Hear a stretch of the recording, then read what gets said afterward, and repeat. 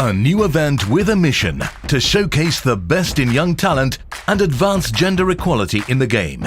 The Julius Baer Challengers Chess Tour starts on April the 8th. Two chess legends taking control of two teams of young and talented players. Their job is to mentor them, coach them, and get them ready for battle.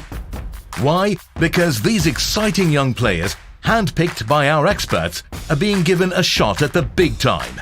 The winner of each tournament will get a golden ticket to the $1.5 million Meltwater Champions Chess Tour to compete against the best in the world.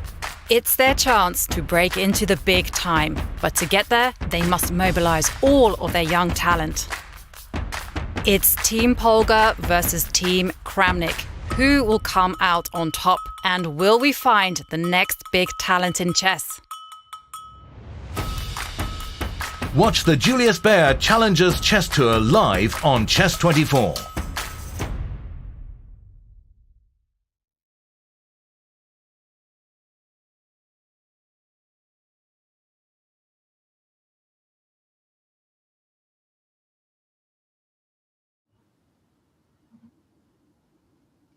Okay, hello everyone, good evening. Welcome to this Banter Blitz session. So I will play some games for the first 1.5 hours, and then there will be a Q&A in the last half hour. So let's just get going. We will start with the Spanish defense. Will you play the d6, play the Smyslov defense? That's the question. It does not. I was thinking because it's Smyslov that he would have turned 100 years old today, so it would have been a cute tribute. I will do it a bit later, I think. But now we are playing this very rare line that I remember absolutely nothing of. All these f5 in the Spanish, they're always so tricky to know what to do. But generally speaking, I think when it's combined with a6, you can always sacrifice some pawns in the center. I remember there was one game in the Norway chess last year, Norway between who was white? Duda was white against Arjan Tari with black. And actually Arjan was fine with this very rare f5 on move 4.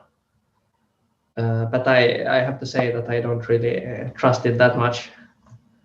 Now shadowmate did not dare to take on c3. Probably wise, but on the other hand, when I am allowed to take on d4, it should be quite overwhelming with the central pawns. Okay, so now d5,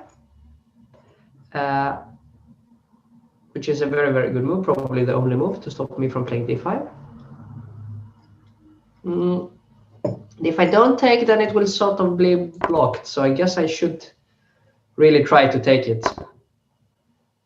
Just to open up the position. Now I would castle, and I mean, the problem for him is that with the pawn on f5, it's very difficult to castle because my bishop on b3 will always stop that. And if it can't castle, then it's very tough, of course. I mean, I think in this line sometimes they are even castling long with black, but now the center is so open, so it's unlikely to work very well for black, I think. So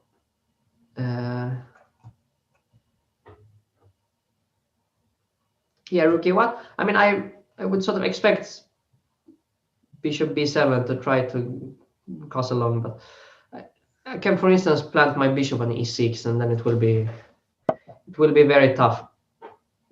Okay, knight a5 makes sense as well. Trying to eliminate the knight and then be able to castle short.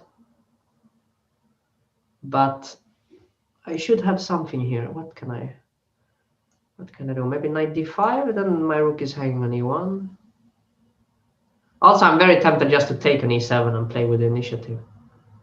Can I even do it like bishop f4, bishop queen takes f4, knight d5? No, I think I will just take it. Simply too many pieces in the attack, I think. The king is stuck.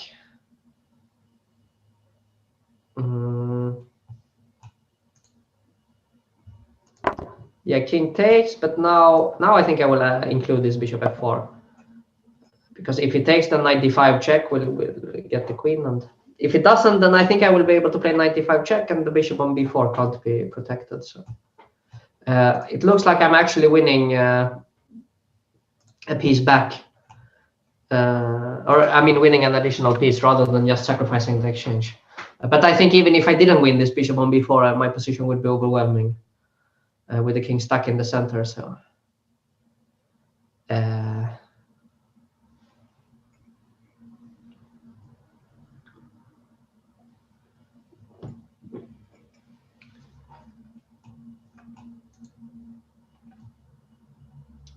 To a fairly, yeah, it's like he's also thinking now for they are thinking for quite a while,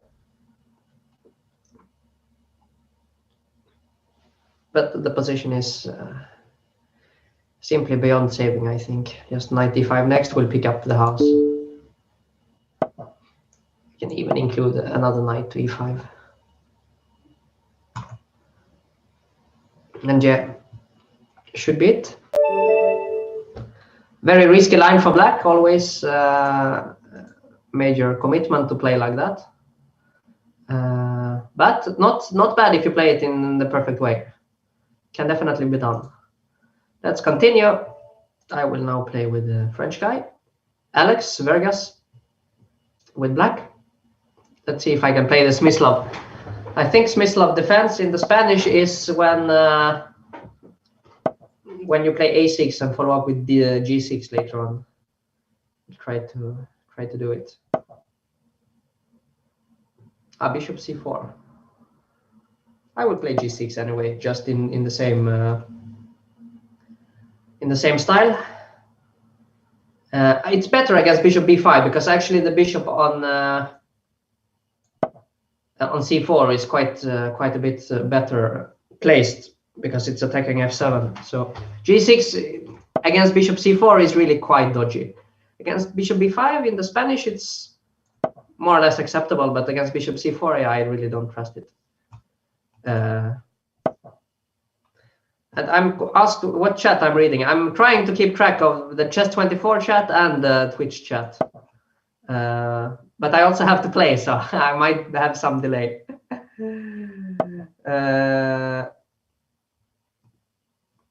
Some questions, let's see.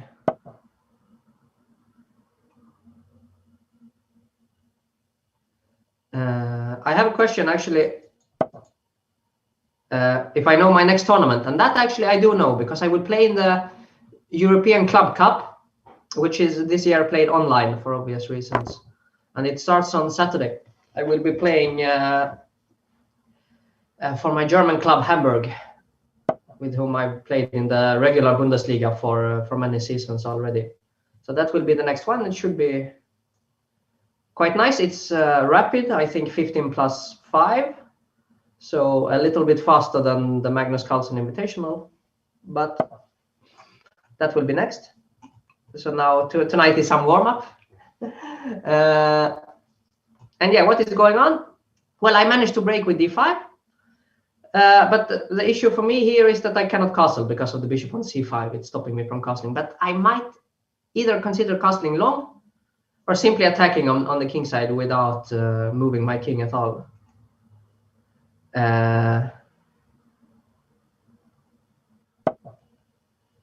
Bishop a3, he's really trying to keep the bishop, but I think the pawn on g2 is more valuable. And I must, if I can speak German a little bit. I was told that I would be able to learn German quite fast, but speaking it currently, not that great, unfortunately. I did have German in school for many years. So I should be able to at least understand a bit, but speaking, yeah, no, not really. Too long ago.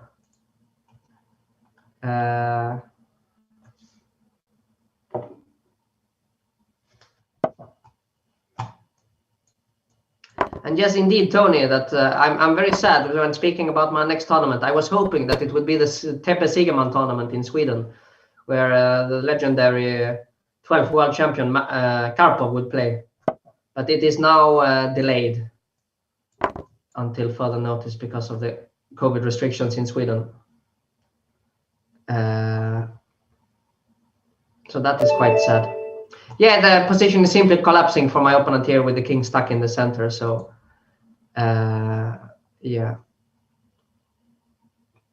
Let's see if we can find some... I'm trying to sort of alternate completely between level of opponent. Just mix it all up as much as possible. So now... Let's play d4. But I'm thinking, what are the openings? Like, what are Smyslov's openings with white? Is there an opening actually named after Smyslov with the white pieces? I only... yeah, there is actually. And my opponent actually plays the King's Indian. This is very nice because now I'm allowed. I think this system with bishop g5 here is called the Smyslov line versus the King's Indian. So that is actually nice that I'm able to play it here. A little bit unfortunate that I know absolutely nothing about it, but don't think it matters that much.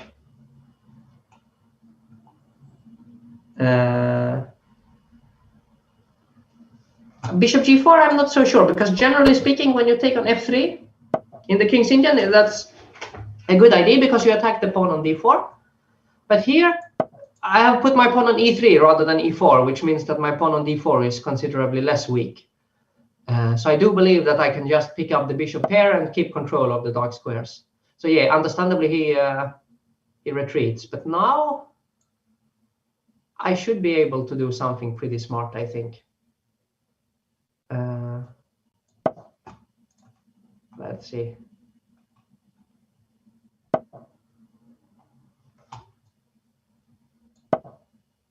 I think the Petrosian line is when you have the pawn on e4 already. So I think this Smyslov line, you delay the pawn move to e4 a bit. That is how Smyslov like to play. But they are similar, and it's easy to mix up, of course.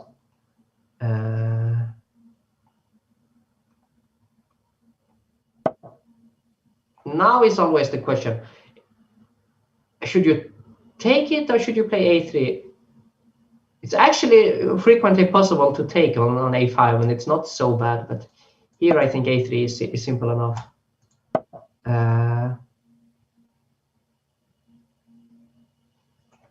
Yeah, bishop. Now I will put the bishop on e3 because I already have my pawn on h3, so there is no knight g4.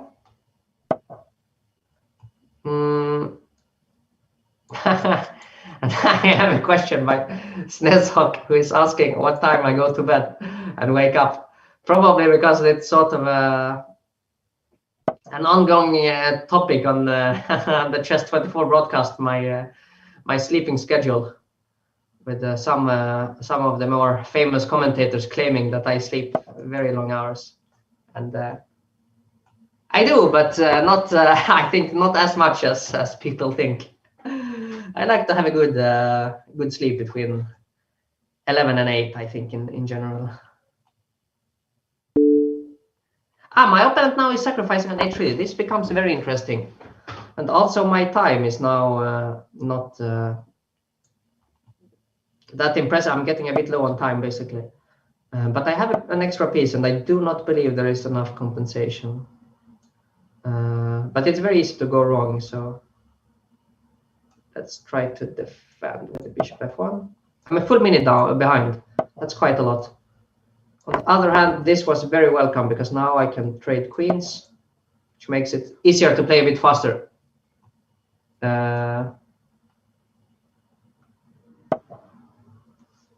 Okay, but I will still pick up some material. Yeah, now I'm fairly confident again. I mean, I don't have a lot of time, but I don't think I need a lot of time in such a position. Usually, when you don't have a lot of time, just trade as much as possible, and then it usually goes quite fast to convert. Now I will pick up an exchange. Now it's a rook.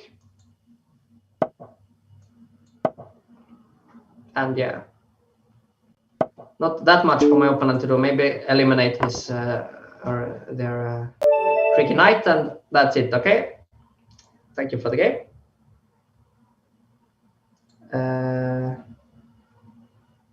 Let's play with Nikotic.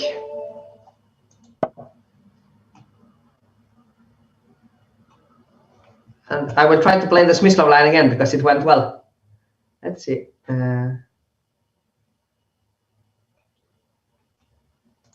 C4.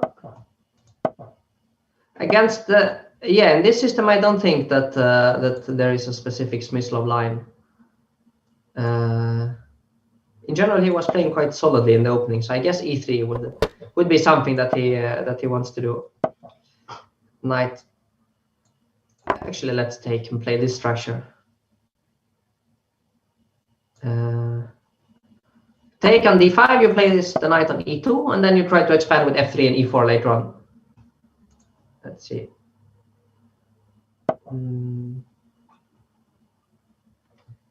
C6, short castle. Generally speaking, I'm not so sure about this C6 move, because as soon as I play F3, black generally wants to play C5 and attack the center. So, and then you would lose tempo by putting the pawn on C6 first. So A3.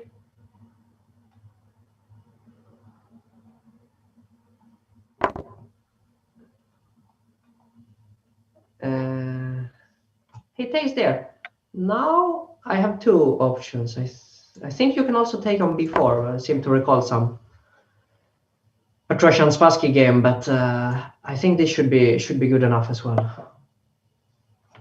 Now bishop G5, very important. With pawn on F2, there would be this tactic bishop takes H2, but now it does not work. So quite easy to blunder. Bishop E7. That's solid. If I play Queen D2, is there some knight E4 trick perhaps that I should not allow, or I can take with the knight, and I probably can. Yeah, it does not look possible.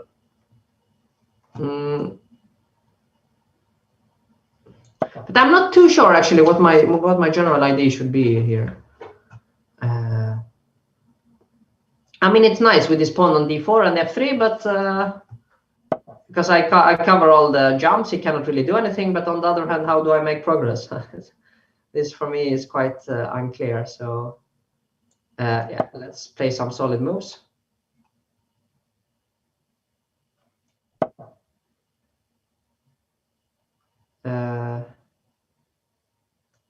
Can I play knight F4? Bishop, knight takes D4, bishop takes H7. That's quite a mess. I think I would better avoid it.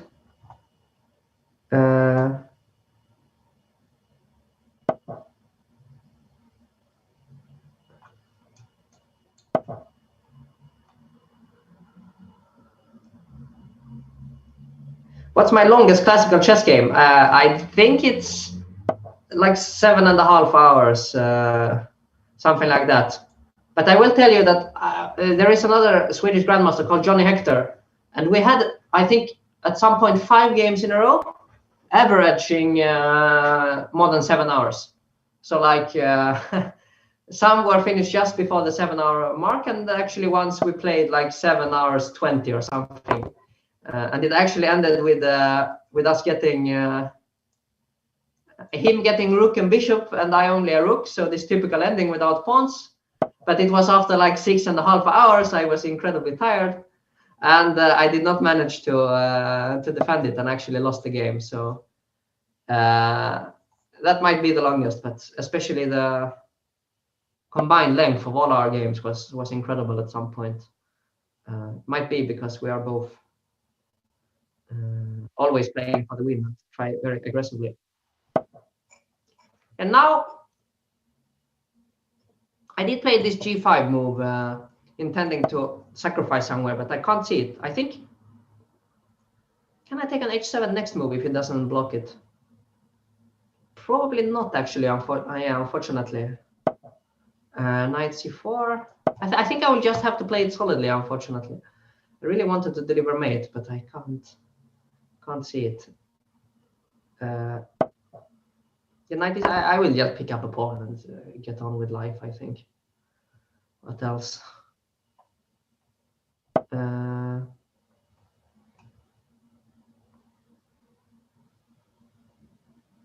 I mean, I really want to take, but I don't think it works. I will just play f4, f5 and support. Also, d5 is hanging now. So this was. This looked quite. It looks quite solid. Yeah, he resides. I mean, in Blitz especially, you should not go for the fancy stuff. You should go for the boring stuff. Yeah, but thank you for the game. Let's move on. And yeah, as I said, I will accept randomly challenges. So no need to ask specifically for a game.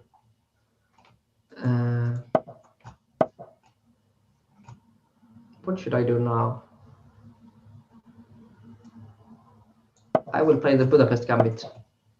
E3, that's very solid, but very lame against the Budapest. That's not how you're supposed to crush the opening.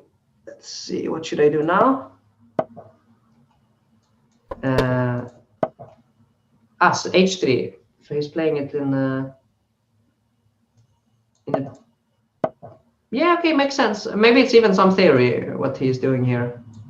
I don't remember having seen it before, but his moves are certainly their moves are certainly logical. A3, but A3. I mean, we are playing this game that I'm waiting for him to move the bishop, and then as soon as it moves, I will take on C4.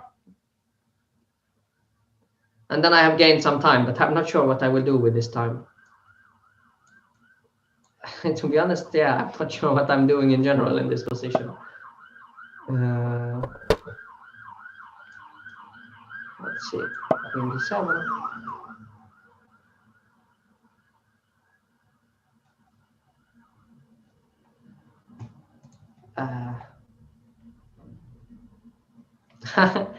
How many Moomin mugs? Yeah. Cheers. I think less than 10. And I would say there is. I'm not in the lead in the Chess 24 office. Let's say there is a German grandmaster and commentator who has, I think, 3 times as many as me. He's only just not showing them on screen.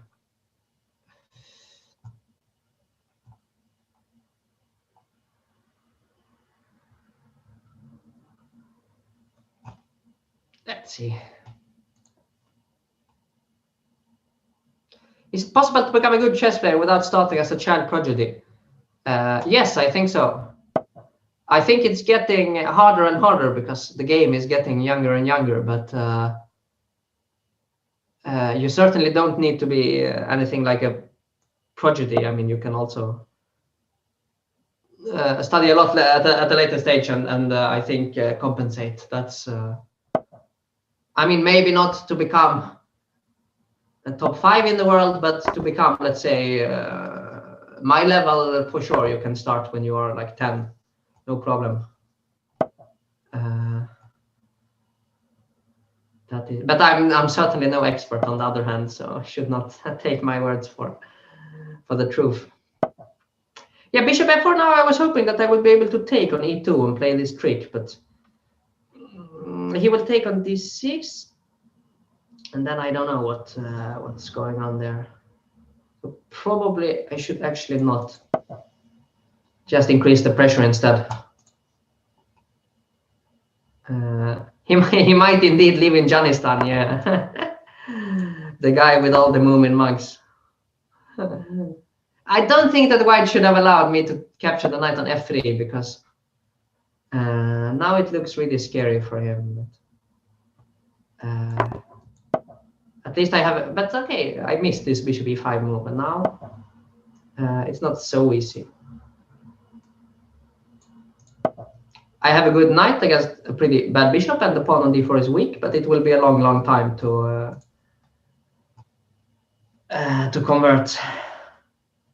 But I think such positions, especially in Blitz, you are just playing on until you win. Basically, it's much harder to defend than to attack in a position like that. Now I will try to get some initiative on the e file.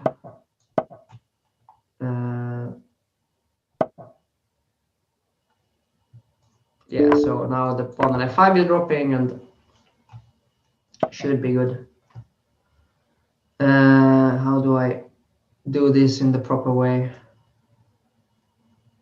Queen e4 maybe with knight f4 to follow.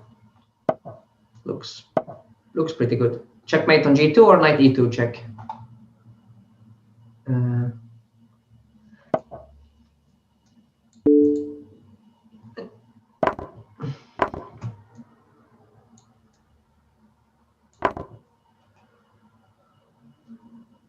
And thank you, Itsug. Yeah, no, my last serious tournament, of course, was in Vaikanze, like my last over-the-board tournament. I was lucky enough to be allowed to play in Vaikanze in the Tata Steel Masters. That was a great experience. So someone was mentioning that I was close to winning. I would not say that. It was, but I was doing well in the first half. Let's say I had a couple of nice games, and then it got a bit worse. But yeah, it was a very nice experience to play there for sure.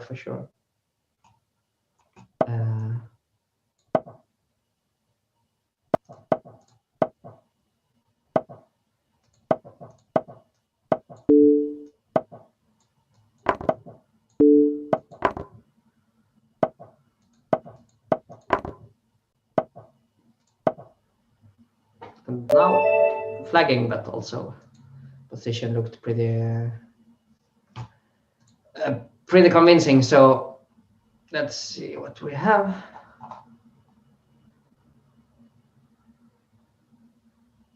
I have some some guys that I played when I played my last Banter Blitz 2 days ago. I think it's probably nicer to give some new guys a chance. Let's play a little bit higher rated player, Ferruri. Let's see how that goes. Thank you, Dangerous Right, for the game. You were fighting well.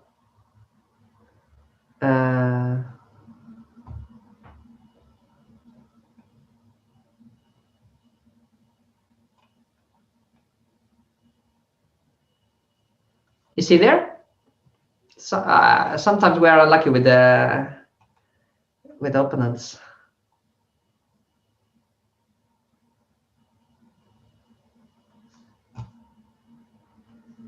Seems to not be there, or maybe he got scared. And this is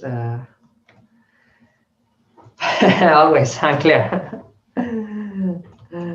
My opponent has disconnected. Yeah, I will abort the game.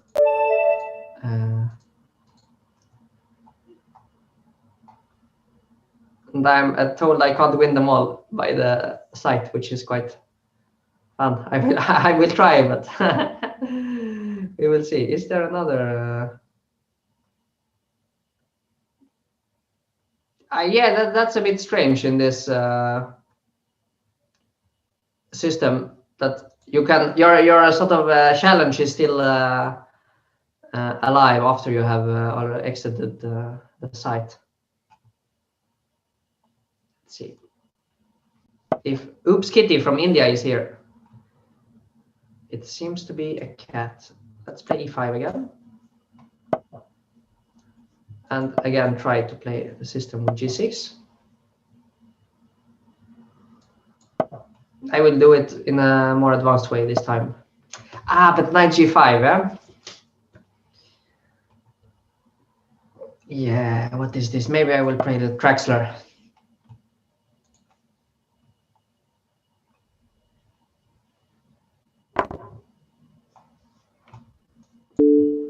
I don't remember anything about this line, but it's supposed to be interesting, fun and interesting. So I will do my best. Can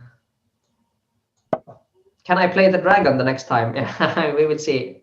Generally, I'm not really taking opening requests, but not impossible. So now I have to figure out why have I sacrificed a rook, basically, is my question. Is it something with d5? E takes d5, bishop g4, bishop e2. Takes, knight d4, launch long castle. Because if I don't do anything, something very, very fast here, I will just be a lot of material down. I think it has to be d5. Yeah, how to transition from online chess to over the board? Yeah, that's a very tricky question. I think in general, playing online is not. I mean, the playing in itself is not so different, in my opinion.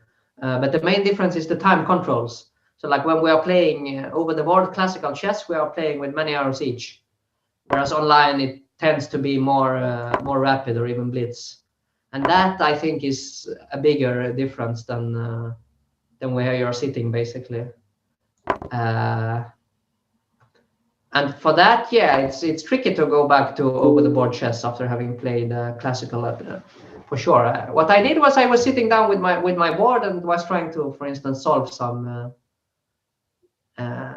puzzles of slightly more difficult character, and just trying to get used to thinking 10-15 minutes on a move, on a single move, and that helped, I think. But yeah, also playing longer training games and so on. But it's not an easy thing for sure.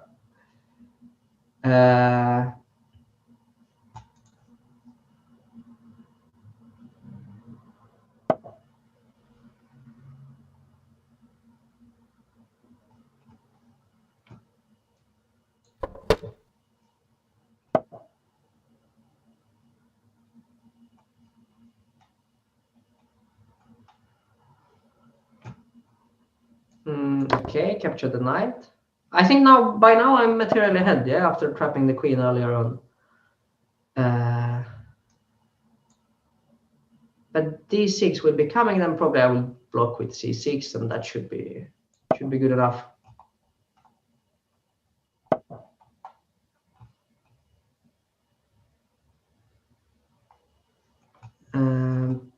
Okay, but I'm not so scared about my knight being captured. I think the main danger here is that I will think too long, trying to find the most accurate way. Better just make some moves. Now d6 should not have been allowed, I guess. That was a bit.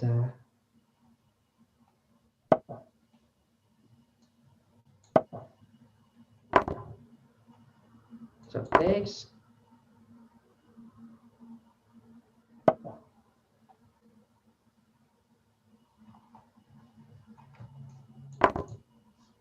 Yeah.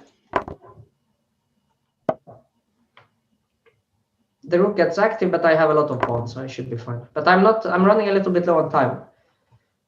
Blue Jays, will I play the No HS? Well, I mean, I certainly hope so, but I have not been invited yet, so I guess it's unlikely, unfortunately.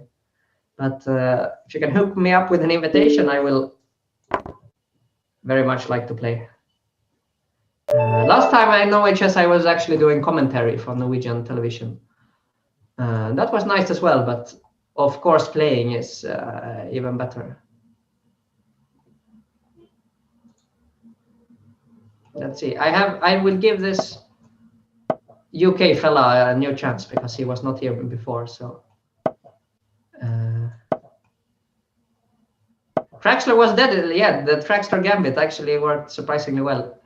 I have no idea what the theoretical status is on it, but I doubt it's sound.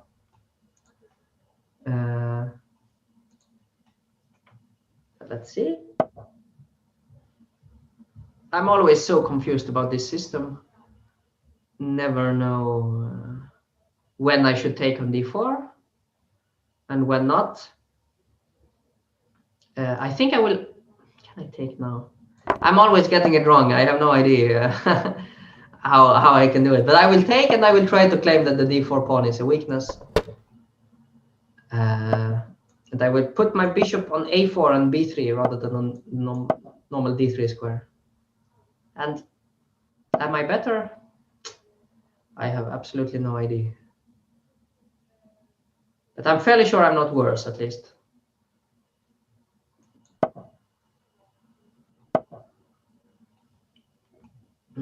can I play f4? Should I play a4?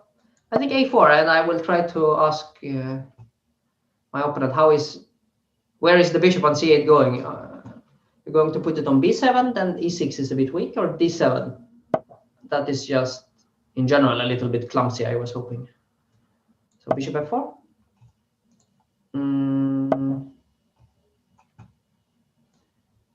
E5, I was actually hoping for e5, because now maybe bishop b4 and also f4 is coming. So, but f4, short castle, f5. Do I get anything from that? Should I play it slower with bishop b4, more sort of positional style? Am I aiming at breaking FIDE at 2700? Yes, for sure. I think all players on my roughly my level are aiming to try to cross 2700. That's sort of the logical goal. But for that we need tournaments, and currently there are no tournaments, so it might take a while if it ever happens. But that is certainly one of the plans for the future. But first,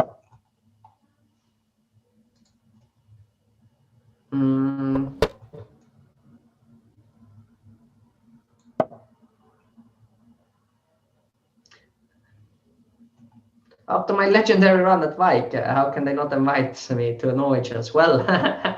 They did invite me to Magnus Carlsen Invitational. That might have been partly due to the play in Vike. I don't know. I did not really finish close to the top half in Magnus Carlsen Invitational, so don't know if I deserve a spot. But I was certainly enjoying myself, so I hope my games were of some interest as well.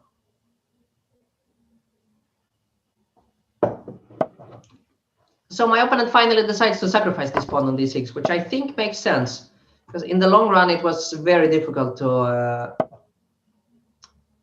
keep it alive anyway. So better sacrifice it while you can still get some compensation for it, basically, is my logic here. But I do have a sort of a clear pawn, a clear extra pawn, so I should be quite happy. Maybe I will play some sneaky moves, like queen a2, trying to enter with the queen.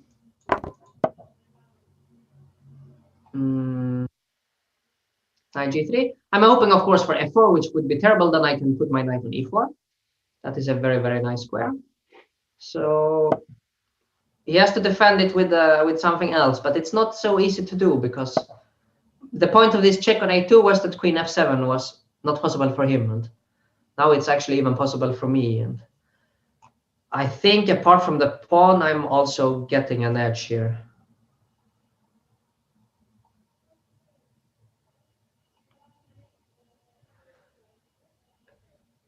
If COVID is hurting our chances, I mean, are hurting young and up and coming players, I don't know. I mean, the thing is, if you keep playing, you keep practicing, yes, you will lose some time, but everyone else will as well. And you know, really, does it matter that much if you cross 2700 when you are, you know, 17 or 19? To me, it sounds like not such a big difference, because also everyone will understand that the reason it delayed was because of COVID. So to me, it does not seem like a big issue, but I'm sure that other people have other opinions on that matter.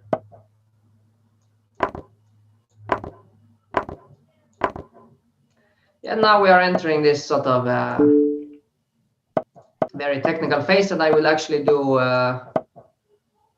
Yeah, now my opponent goes king f7, which is sad. I was hoping for king g7, after which I just intended to push my h pawn all the way up to f6, which is quite a famous winning method when you have an extra pawn in such a rook ending. But thank you for the game. Also, I'm happy that we were able to play anyway, despite you somehow missing the first one. So now let's change a bit the rating interval.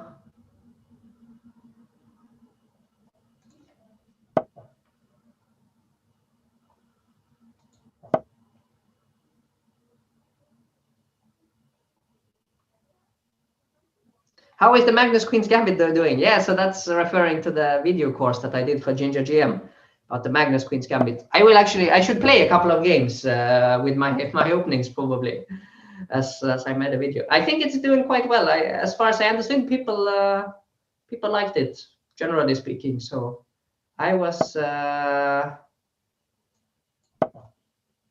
I mean, also, for me, I mean, I had fun doing it, and that is one of the key things. So, all in all, the project seemed to go well.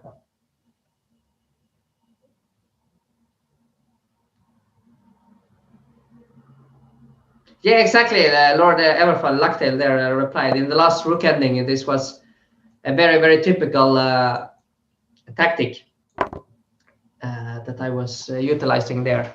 When you push the pawn all the way, you have all sorts of tactics to win the opponent's rook. Now here is another very typical tactic, taking an f7 when the bishop on g4 is not defended enough. The point is, after king takes f7, knight takes e5 check. I'm attacking both the king and the bishop on g4. So I'm winning, in this case, 2 pawns. Normally you would win 1 pawn. But that is also one tactical trick to be on the lookout for always. When you have not castle, then you play bishop g4. Very important trick. And it can come from many, many openings.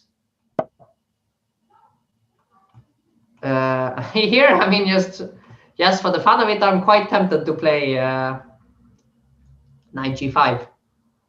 Probably I will do it. It's a little bit of a similar tactic, but now the point is, if white, if they take my queen on d1, then I go knight e6 check, and forking king and the queen. h6 play, which will be quite similar, because now I will just take the bishop to demonstrate my ID.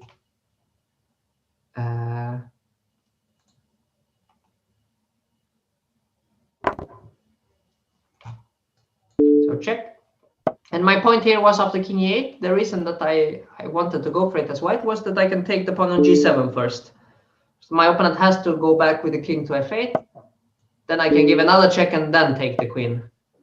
So I won another pawn in the process there. Now it's 2 pawns and a significant positional edge. So.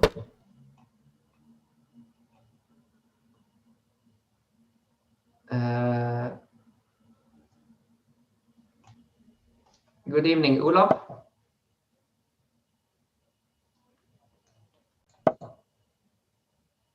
How are you?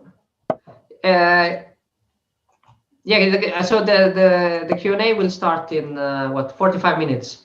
So we have played. We are halfway through the Blitz portion of this. So many more games still. I mean, time for many more games, many more challenges. I will take, if rook takes, which is the most natural, then the pawn on h6 is hanging, so useful to pick it up. And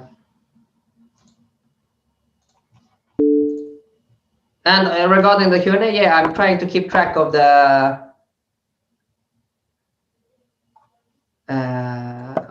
chat on Chess24 and also on Twitch, but preferably the Chess24 chat, but both of them are fine. But it's not always so easy to read 2 chats and play Blitz and do commentary at the same time. So sometimes there is some delay in the process. Sorry for that. Knight g4, okay.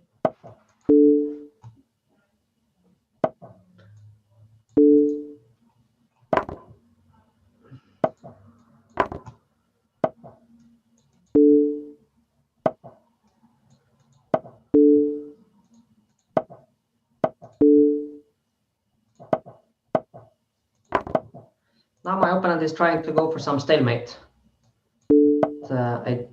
It's actually close. Bishop c4 now is stalemate. I have to give a check first. It was very close. It happens more frequently than one would imagine, these stalemates, especially in Blitz. I mean, even the legendary Kasparov made a stupid stalemate once against Gogiev.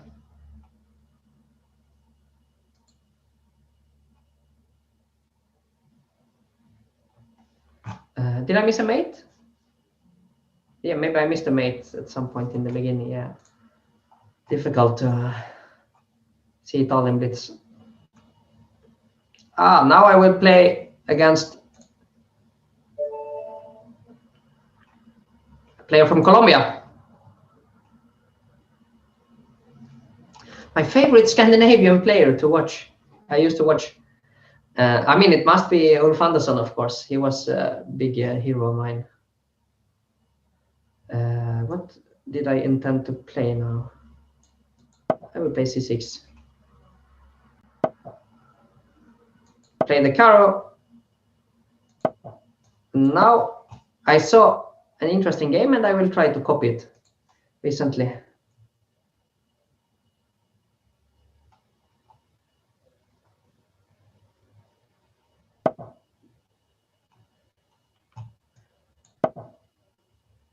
Thank you, Lord Everfall. Yeah. This line again. Yeah, I'm always. I mean, this is very, very sharp what my opponent is doing, and it requires very concrete knowledge from black, and that concrete knowledge is unfortunately lacking in my head. So I will improvise and hope that somehow I will get out of it alive. If I remember correctly, there is some line. Yeah, knight f4, bishop h7, knight takes h5. Very vague memories I have from this. There is bishop g5.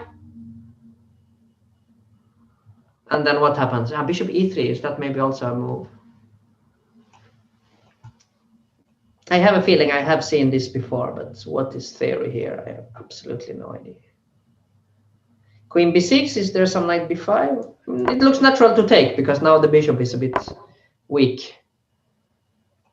On d4, maybe I can utilize that, but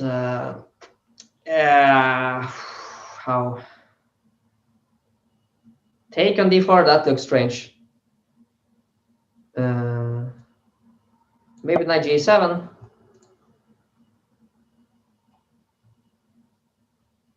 But no, I think I might just be a pawn down here. At least I don't see my immediate compensation. But white is overextended, so there is always time for.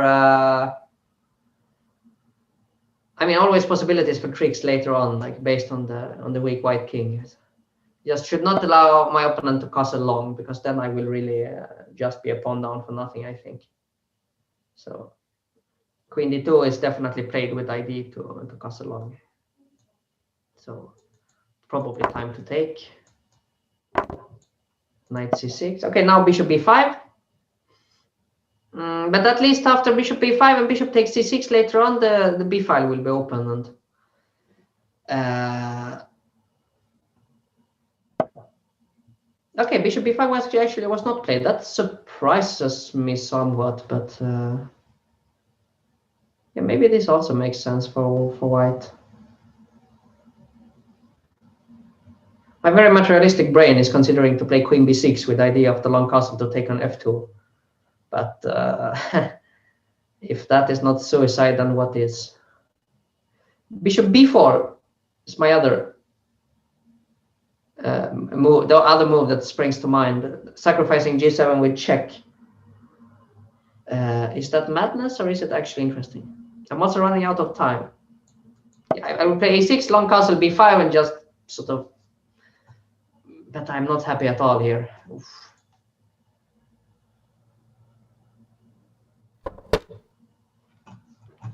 Yeah, I would. Actually, can I even play b5? I mean, I'm just weakening my position completely. I will try, but not a fan. This will be a close call. I'm not optimistic about my chances, but I'm always fighting till the bitter end, so it should be possible to trick him somehow later on.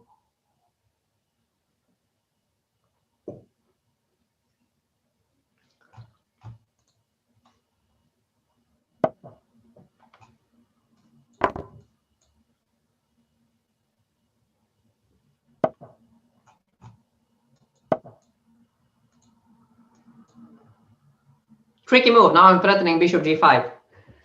I think I have gained some momentum here. Possibly. Possibly not. I'm also now running out of time. Oops. Now rook h8 is a major threat which needs to be addressed. Do I have to play king d7? No, I can't play king d7. Yeah, this is not grand. I have 20 seconds. Yeah, I will just play fast now. And see if I can spell. Rook h8, bishop f8. My point is I will castle long next, whatever happens. I think I will castle long anyway. And queen c7 and attack e5. And not sure if it's so bad, actually. I think now it's more about surviving on the clock.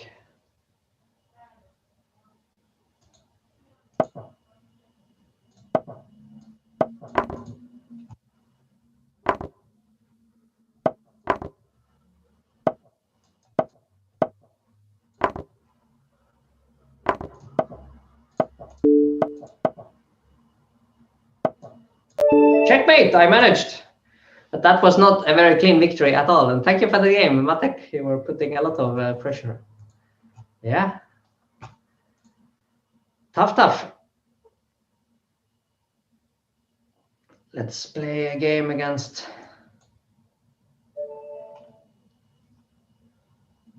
ZM Larsen. Yeah, thanks. It was actually quite a cute mate, but I don't know if it's knight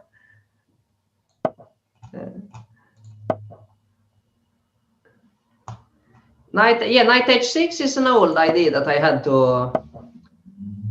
The point is, let me try to remember the point.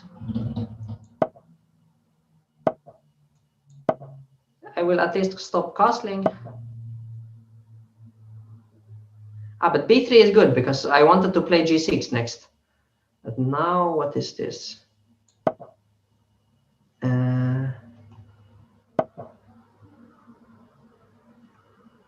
Even a strong grandmaster gets into trouble with Caro-Kann, yeah. Yeah, no, it's Caro-Kann is a very interesting and not a bad opening at all, but it is quite tricky to play, especially in Blitz. There are a couple of sharp lines that you really should know when you play it as black.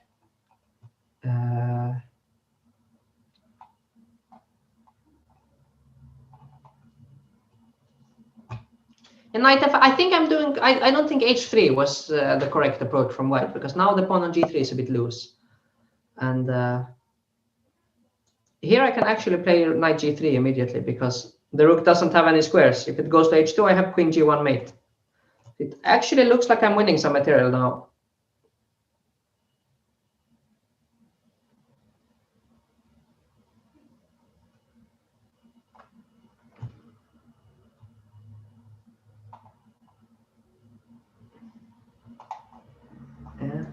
I don't have any opinions on which kind of mouse you should play bullet with or chess with in general.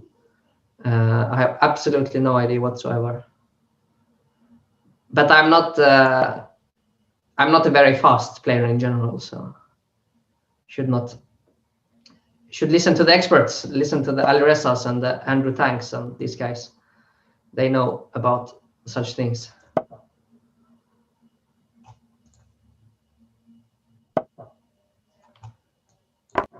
Let's see. I don't know. I mean, this knight h6 is interesting, but in this game, I did not make maybe a great case for it. But yeah, I mean, it's true. Then I did end up on g3 on move 8 with a completely winning position. So could be something to study at home. In general, of course, the point is that white's f4 is not the most challenging first move. So I mean, you have some freedom to do whatever you want. Actually, once when I was a youngster, I was having a training session with the legendary Swedish grandmaster Ulf Andersson, whom some of you probably have heard of. A very, very strong player in the 80s. But he was also very known for being very solid and hated to weaken himself and weaken his pawn structure especially. So we were having a look at the game. And it started with f4. And then he made the comment, yeah, my opponent played f4, and yeah, so I'm slightly better with black. And he continued the analysis, which I thought was quite a statement. I simply believe that one f4 is such a big weakness that black is better. And well, it's not far from the truth, I think.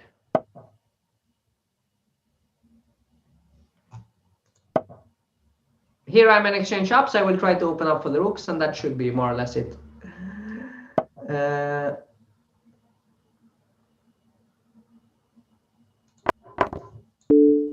When the rooks are entering, it's very tough for white here. Now I'm threatening mate in 1. Unfortunately, the only reasonable move for white bishop g2 also stops the mate. It will not be mate immediately, but the position is overwhelming for black.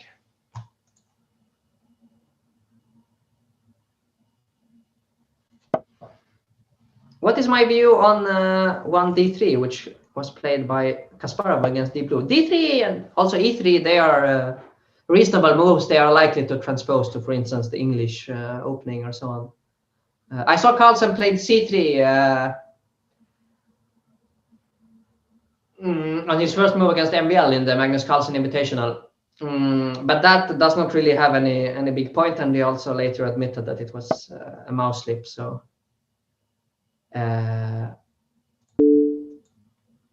c3 not so good, but d3 and e3, I think they are not. I mean, they are maybe not the most ambitious moves, but they are certainly not bad moves either.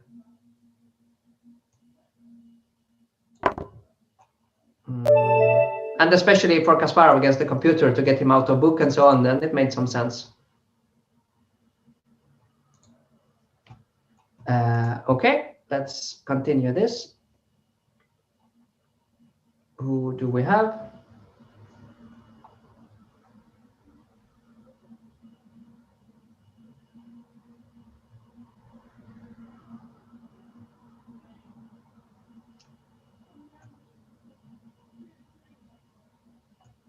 Don't Sleep, very strong player, it seems. From, doesn't say where, from where. 2880, oof, this will be tough.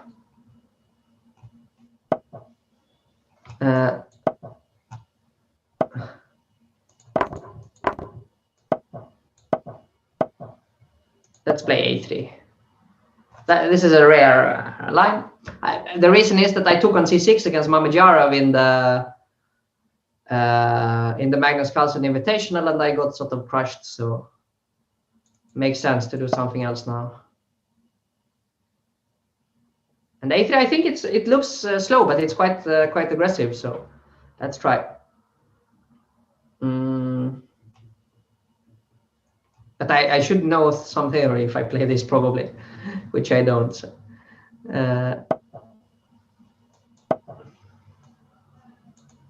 Let's see.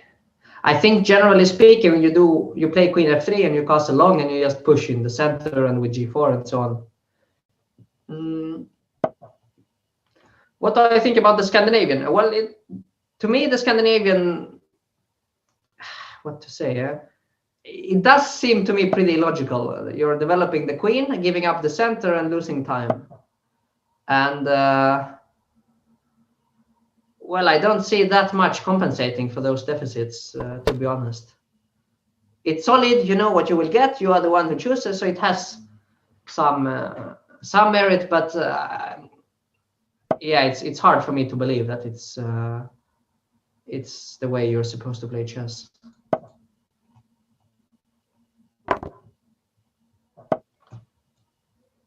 So what is going on now? Now this got very sharp. I was actually expecting my opponent to take on g4 because I thought this queen g3 move would be quite unpleasant. This is a very typical idea in these Sicilians when black has a queen on c7, that you have this pin with queen g3, which usually in the Scheveningen I have had it with black, and it's very unpleasant to face.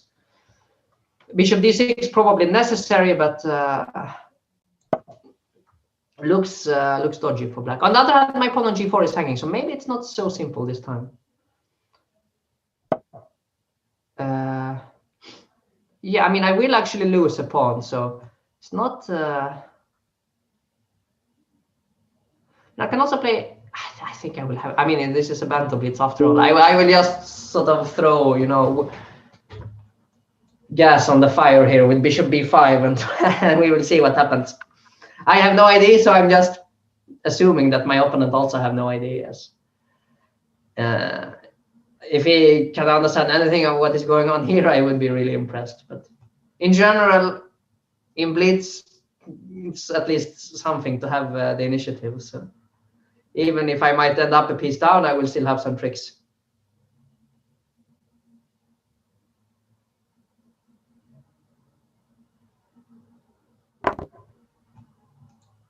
This I was a bit surprised, but it makes some sense. And here, I mean, I guess I should really take the queen. I mean, it would be fun to take on d6 instead, and I do believe there is some compensation, but yeah, this is much more sane. 3 pieces, if coordinated, are generally, I think, better than the queen, especially in such a position where black can play for an attack. But the problem for black here is the king in the center.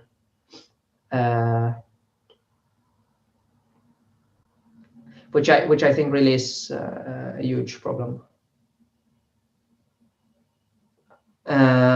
Basically, if the king was already castled, I think black would have a decent position.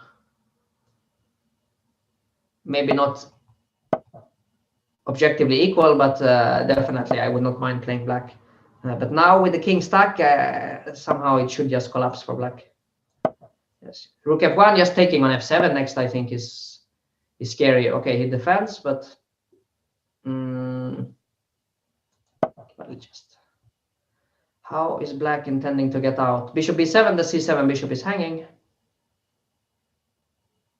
Also, a move like queen c4 is very scary for black because f7 is weak, and rook f8 is really not a move that black wants to play. Yeah, I think black had an interesting idea, but it was simply a little bit too slow. Bishop a6. Well, I guess this should be good enough. I mean, how is black even going to move? So almost zugzwang for black here.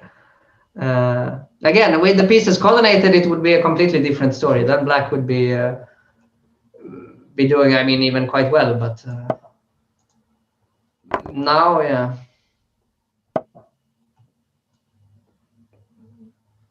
Looks very tough. Actually, why don't I just take the rook and promote my next pawn? The second queen, I think, will be too much for black to handle. But black will try to...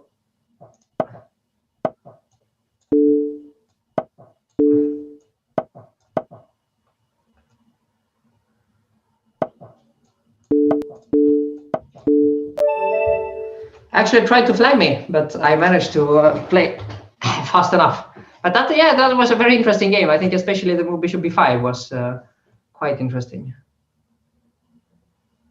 But yeah, nice game. Let's maybe switch it around a little bit and play. I will try to play someone from some other country, let's say. Play against someone from Panama.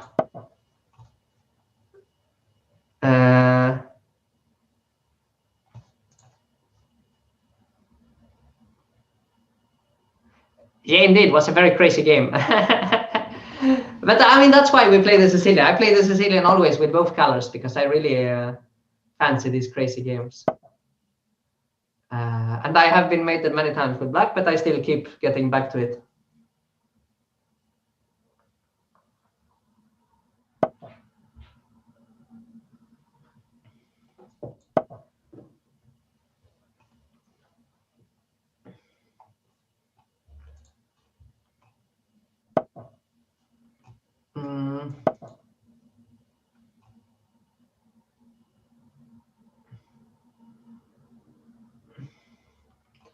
How do I...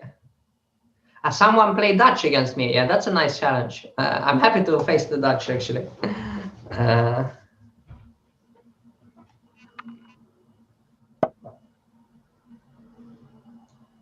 Bishop e7, I'm not too sure. It looks to me like probably I can capture on d8. And well, queens get off, but I do pick up a pawn.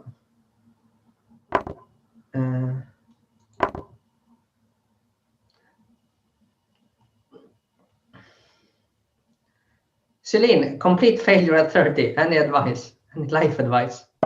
I'm not I'm not in the habit of giving life advice. I'm sorry. Whoops, I should have taken on f7. I played too fast, bishop d2.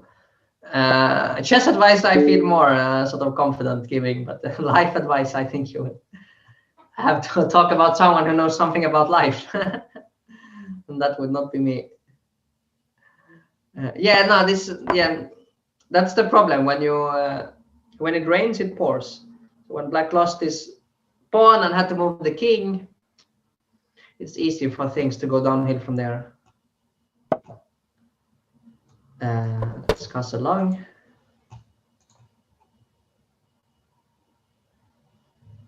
If I've studied the Iron English, not yet, I have to admit. I have, of course, heard about it, and it is on my to-do list sometime, but there are so many things that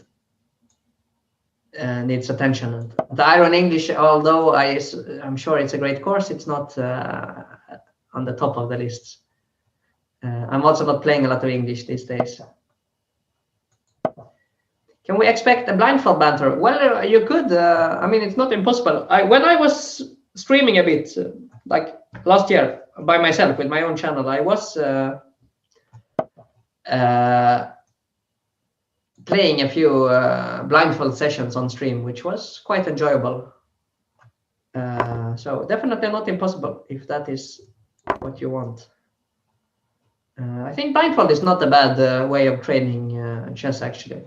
Training visualization and so on.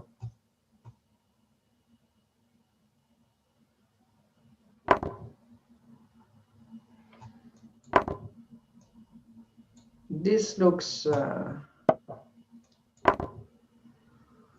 too many pieces. Yeah. Okay. Thank you for the game. To the Zero from Panama. It's a nice game.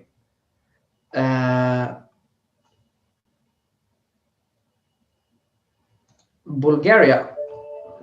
Frankie Four Fingers. It sounds like some sort of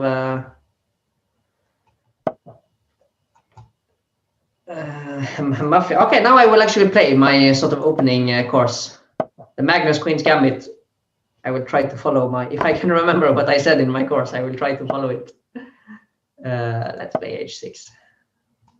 I was actually in the course giving both h6 and knight f6 immediately, but h6 is sort of Magnus patented way.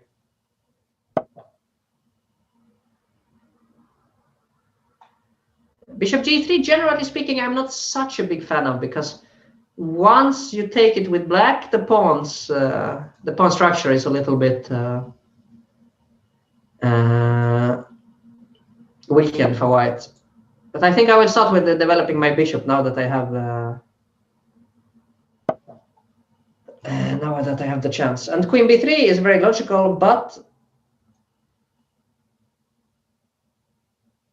I think it's possible to sacrifice. I hope it's possible. And okay, white can't take on b7 immediately because of the typical trick knight a5, and the queen is trapped. But what I meant was that white can take on d6 first. I would recapture with the queen and then take on b7. Then my rook is hanging, but I think I will have a lot of compensation. Let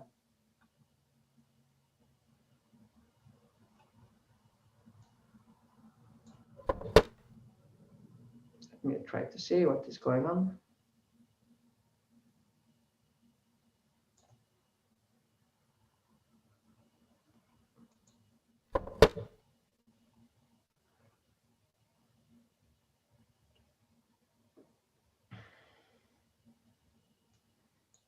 Now, after castling, I will take on g3, because now I'm no longer afraid of any attacks along the h file. and I will defend b7 calmly. How much time do I spend daily on chess? It depends a lot, but it is my profession, so I do sort of a proper work day. 5-6 hours maybe on average. That's very hard to say. I'm not keeping count because it does not really feel like work per se.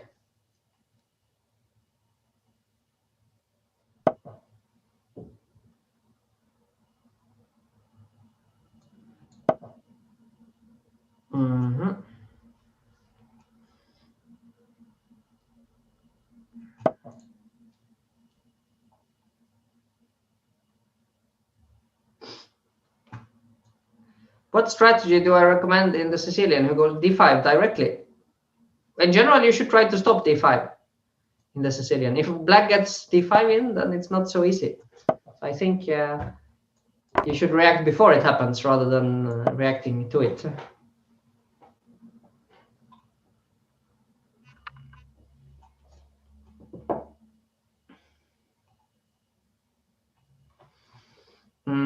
But it's always difficult to say in general terms when about such concrete things as opening theory.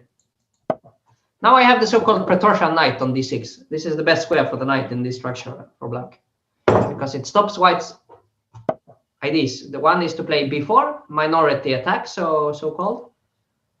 Then it keeps track of the b5 square, and the other is to play e4 and break in the center. And the knight actually protects against both.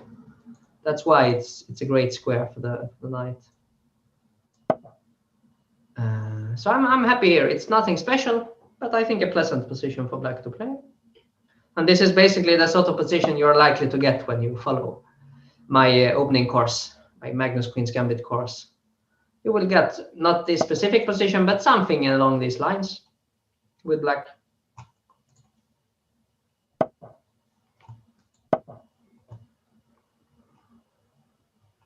Thank you, Arjun. I have often actually been told that I look very serious in photographs. I don't know what I'm doing wrong. I think it's because generally if you see a photograph of me, it's because it's at a chess tournament or during a chess game. And during a chess game, I, for obvious reasons, am quite serious generally. Like I'm trying to think and trying to win my games. So now I think the pawn, I mean, I had to weaken myself a little bit with g5, but I'm picking up a pawn. So I'm quite happy here. But as usual in these games, I mean, what usually happens, at least that is my experience, that somehow one side gets the better of the position, but it will be decided on the clock. With 20 seconds against 30 seconds, is one extra pawn is not huge for me. I think more important that I have a little bit more time. Now.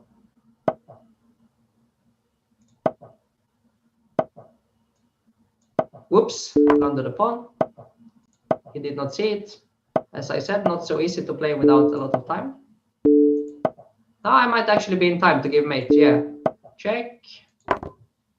Take, and g3 is mate if I'm allowed. Check. And flag. But good game. Good game. And I'm happy that I managed to win by following my own course. Otherwise, it's always quite embarrassing. Arda was just challenged. Let's play. I do not know who it is. From Turkey. With the South Park symbol. Let's take another one because it worked quite fine. C4, A6. Okay, he plays this system.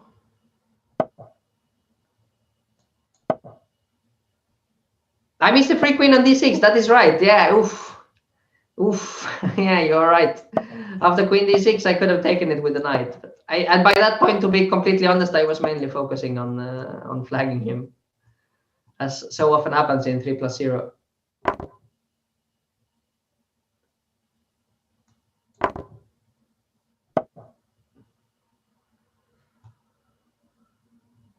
What is going on now? Yeah, this is the only issue with this repertoire that sometimes, if white really tries, it can get quite dry. That's okay. Let's see. Short castle. I mean, I'm trying to keep this strong knight on e4. That is my main strategic aim here. But white can, for instance, play the move bishop c4 here, trading the bishops, and yeah, it's very very equal basically. Yeah, white is in a very solid mood, but okay, equal does not mean draw. And it mainly means that if you are going to win the game, you will have to spend a little bit longer. But now maybe I have misplayed a bit. I missed this knight d2 that I have issues defending the pawn on e4. Let's see. Yeah, d5 is also not a great, not a move that I'm too happy playing. But knight b1 gives me some hope because that looks like it's going very far away from the king side. Now I should just try to get as many pieces as possible to the king side. This knight g4 is a little bit strange looking because you go back on the next move, but the point is that you open up for the queen. So now I can play, for instance, queen g5 next, or whenever I want. And then the knight is again coming to f5 and towards the white king. And yeah, my general aim here is that, or general idea that with the queen on b3 and the knight on c3 for white, they are all far away from the king. So there should be some possibilities for an attack. I'm hoping. Let's see, queen g5. If knight f4, I want to play knight h4 and try to attack immediately. We will see.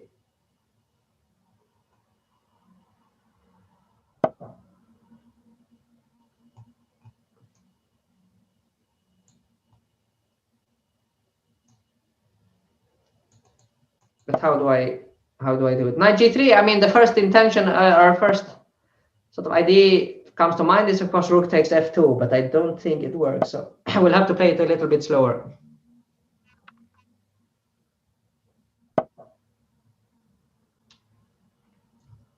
But now f2 is really hanging. Now I will definitely do it. Who is going to win the candidates? Yeah, this is the big question. Yeah, I don't have any more answers than you guys, unfortunately.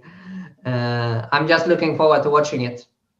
It will be very, very exciting. But who will win? Yeah, we will simply see. I simply don't have any idea.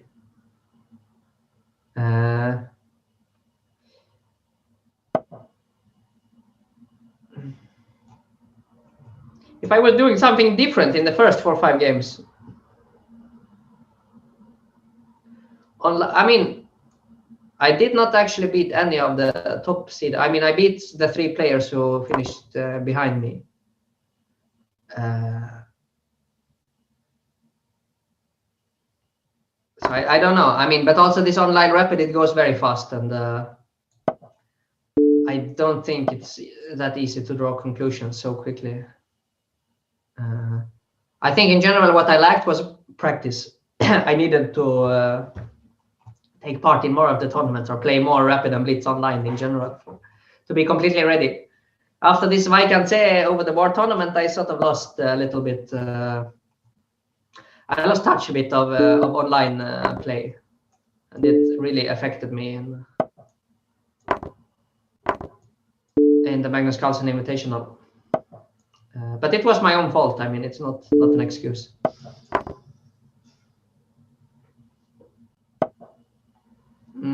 Yeah, this looks over.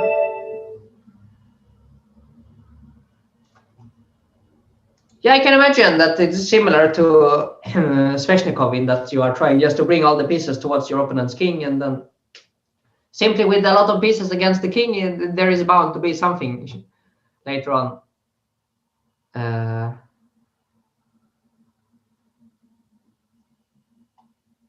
That's just very likely. Let's see. I will try to. Let me try to play against Sweet Tooth.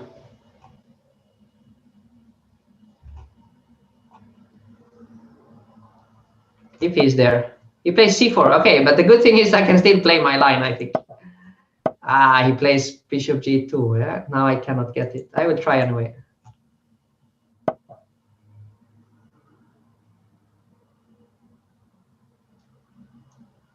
What is this?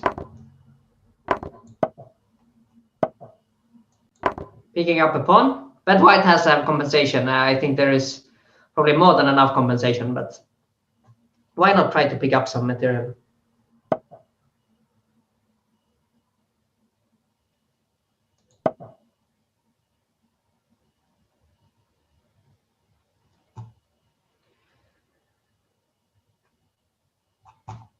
Let's see.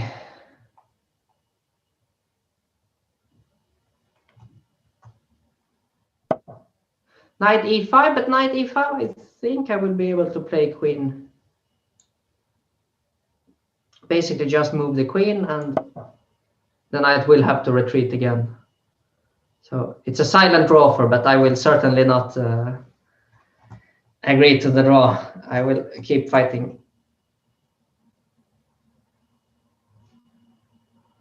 Let's see.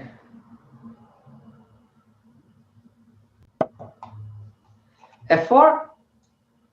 F4 is interesting. Actually, normally f4 is not possible for some reason, but here it actually looks quite interesting. And white is the one trying to play for the win. Both of us probably, as it should be in Blitz, but still. E3, okay, queen somewhere. But I don't want to move. Yeah, no, I underestimated f4. Knight c4. And I don't have a lot of good squares for the queen. Maybe queen c5 and then go to h5 is a possibility. Rook b1 is surprising. That is very surprising.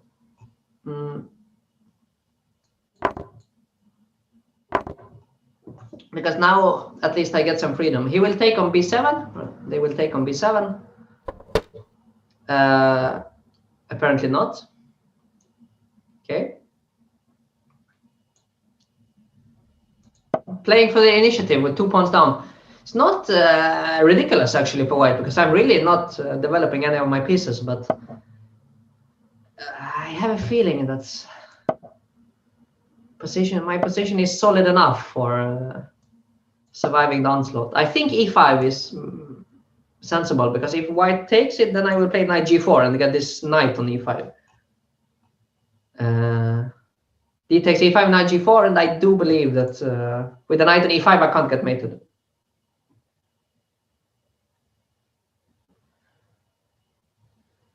What do I think about correspondence chess? I mean, it's useful that they are playing correspondence, because it means it's much easier for us to then, for instance, check up on theory and so on. But for myself, I mean, it's probably quite interesting to play. It just takes so much time. I do certainly not believe that that it's dead because of engines or so on, because there are still a lot of decisive games in correspondence.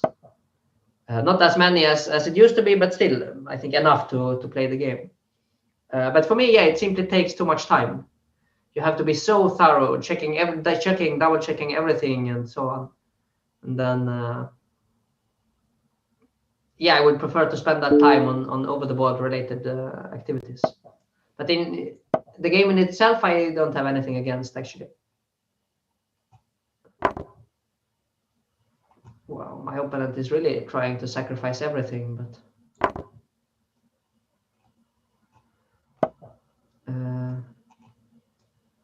I think it's time to get the king into safety finally, and it does not look to me like very convincing compensation at the moment. I think white needed to do something a bit faster before I castle.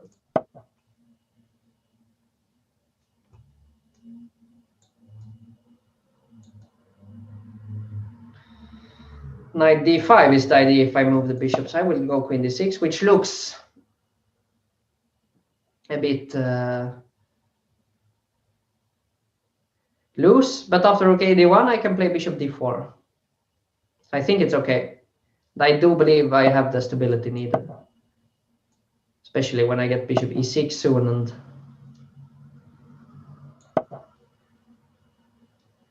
everything is developed. And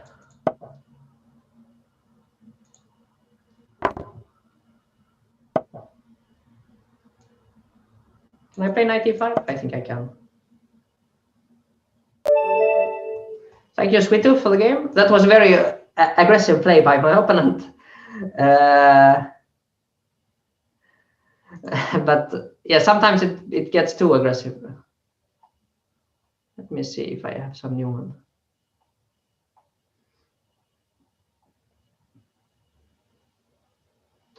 Time for one last game.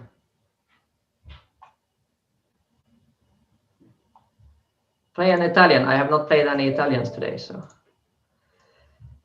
let me play. I think it's one last game, and then there is this Q&A, and I will focus on all the questions that I missed during play. Not so easy to keep track of everything.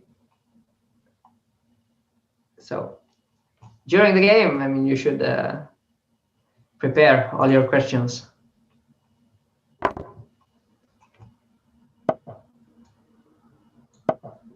I was asked previously to play a dragon with black, but now it will have to be a dragon with white instead. Sorry about that, I forgot. Also, it's difficult to make everyone happy at the same time in these things. Queen a5 with the point. If I play f3, there is some sort of tactics. I forgot exactly what, but I'm fairly sure that you will lose some material if you play f3. I think queen b4, bishop b3, knight takes e4, something like that. I don't remember.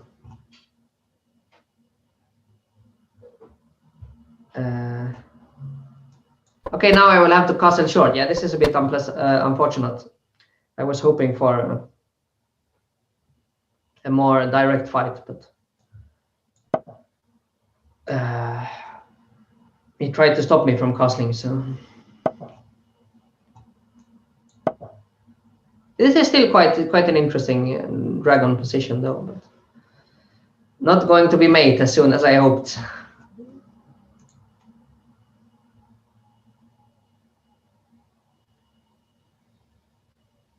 My profession, if not playing chess, I have absolutely no idea.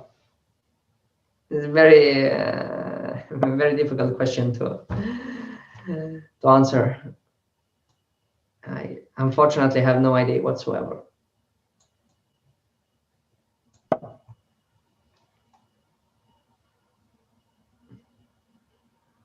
If I will be streaming again soon, I don't know. I mean, probably I will do something more on Chess24. I hope so. It's generally quite nice. But when and exactly what, I don't know.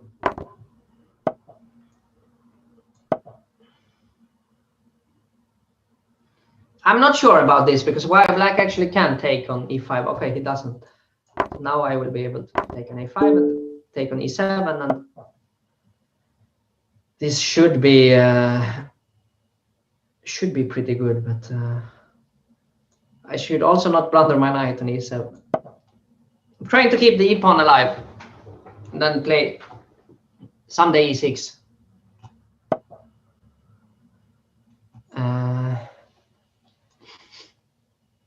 And now my knight is actually close to getting trapped. What have I done? How do I get out? Should probably have taken the bishop. Also running out of time. What is this? Can I sacrifice somewhere? I want to sacrifice somewhere. Can't see how it works. Now I have some e6 on the agenda. Also queen h4.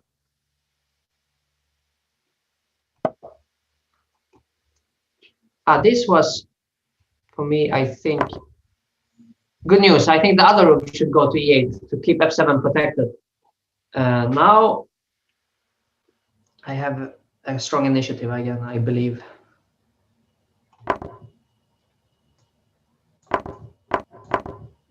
Yeah, it looks very tough to defend this, especially in a blitz game as black. Maybe some bishop takes g2 counterplay or what? Yeah, don't see it.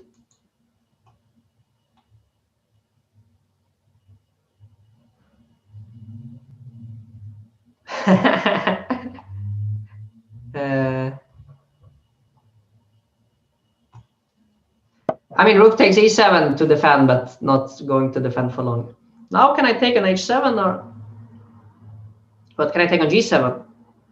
Take, rook f7, king h6 takes, king g5. H4, no, but it does not work. It's such a pity. I really wanted it to work. We'll have to do something else. Such a pity. Would have been really nice. Now, now I'm actually just going to lose the bishop on g6. What have I done? I got too confident.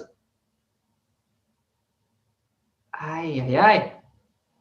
I mean, actually in major trouble now. I think I might just be dead lost. It does not take it, okay?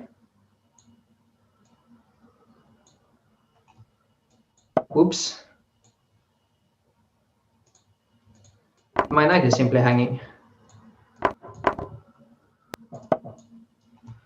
Should I make a dirty flag here? What is...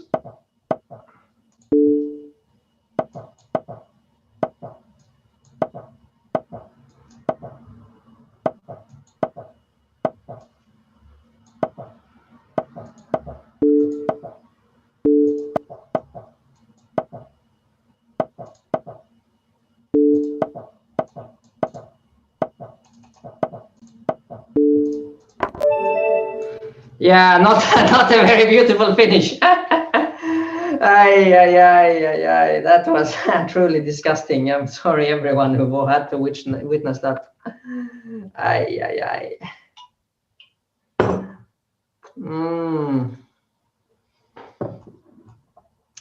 Sorry.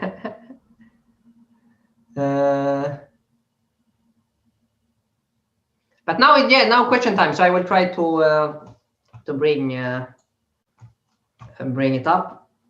Just try to see it. And I will read freely from Chess24 and Twitch and just alternate between the two. What are my feelings on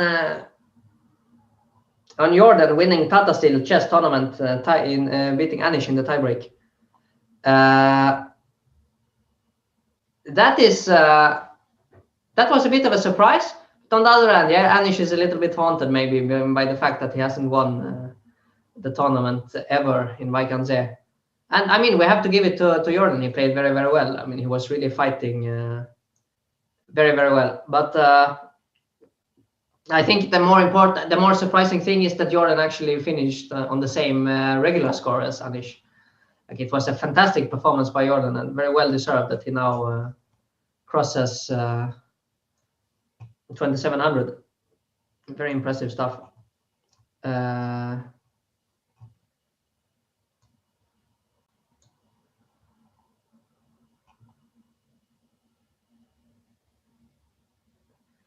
My family has good chess background. My family actually does not have a good chess background at all. I'm the only one in my family who ever played in a chess club, for instance. That seems like you are a little bit misinformed. My favorite Chessabelle course. That is a fun one. I mean, I don't know. I guess the course I watched the most was probably Anish course on the Niders, but if it's my favorite, yeah, I'm not too sure. It did cost me some games in Mike.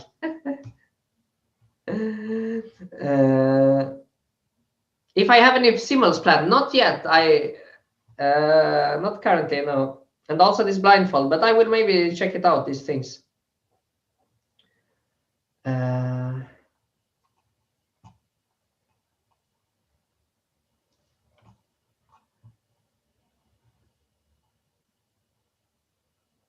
Do I think Magnus is in a slump? What it seems to be, I mean, he was actually playing very well in the qualifier now, the preliminaries it's called. I mean, he did then lose. I mean, he had 2 very bad days in the semifinal, but in general, it seemed to be a sort of a leap forward. But he definitely has been. I would say that there are some signs that he's on his way out of the slump. But if he really is, yeah, it's a bit early to say. He definitely has been for the last half year, the last couple of months at least. That's clear.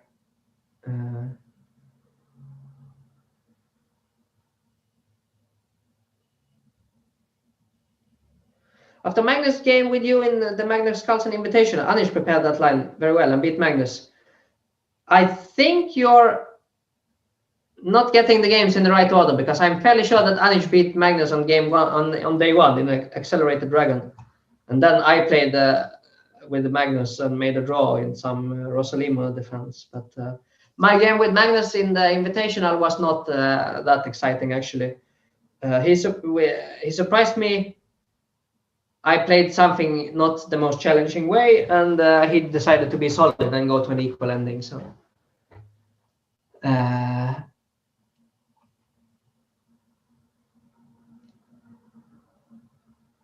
is there a gambit, excluding the Queen's Gambit, you would feel not so comfortable to play against? I don't know. In general, I like to play against gambits, because gambits, in my opinion, especially the let's say less sound gambits, they are aimed at scaring the opponent.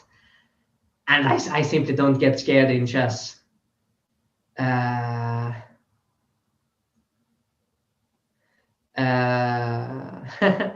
no, I'm generally very happy to play against gambits, and I'm very happy to defend dodgy looking positions and so on.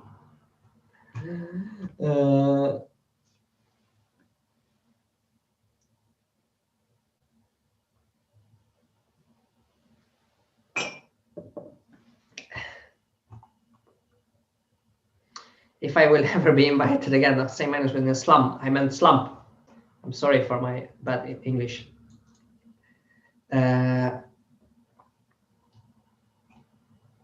My opinion on working as a second to Magnus, that's great, of course. It's, I think, probably the most interesting thing I've done in my career so far. I was working, helping Magnus to defend his title both in 2016 and 2018, where we were together as a team and sitting there analyzing openings for Magnus to play, you know, for quite a long time before the match, and then also during the match. So like a couple of months in total with strong chess players, just working on openings, finding IDs, analyzing chess. I mean, basically what I like to do in any case, but on a higher level, and where it actually made a bigger difference. So yeah, definitely very, very interesting to do. And of course, also just studying chess with Magnus is great for your understanding and your skill level and so on.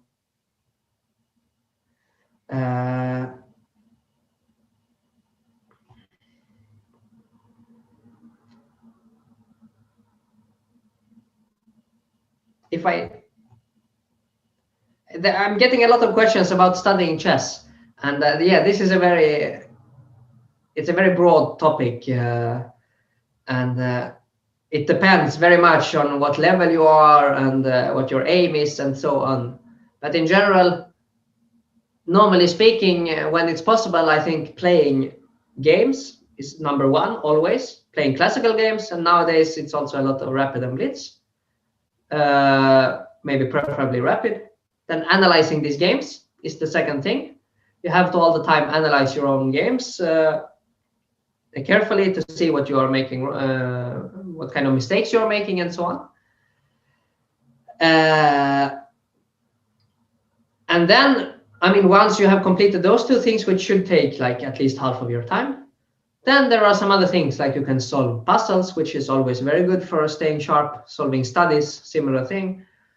And also just, you know, watching these great courses on, for instance, Chess About, Chess 24, or also reading, you know, regular chess books is very good. Working a bit on your repertoire, which tends to become a bigger part the stronger you get. But also on lower levels, I think studying openings, not so much memorizing moves by heart, but like trying to get familiar with typical pawn structures and familiar with the plans in those structures, and just get this sort of sense of how the early middle game is played, which I think is in reality what most people call working on openings. It's more sort of early middle game, which I think is very, very useful. And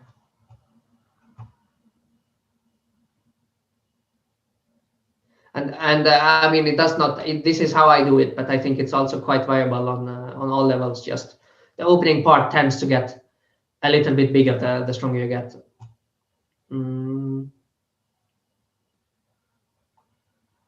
My personal relationships with the top 10 chess players. I mean, I have to say, I don't want to out anyone, but in general, I mean, they are very nice guys, the top chess players. And I mean, we have this shared common interest, but when we are at tournaments, generally speaking, the atmosphere is great. We are not discussing so much chess, generally because we have enough chess, and also we are sort of competing against each other. But we are doing things apart from chess, doing sports together and so on, and that goes for most of the people. And it's quite a friendly atmosphere outside the chessboard. And on the chessboard, we are really trying, of course, to trick each other and win and so on. But I think in general, the top players, they are very good at separating the chess from the rest of the life. And in the rest of the life, there is no reason not to be friends, basically. It makes it much nicer.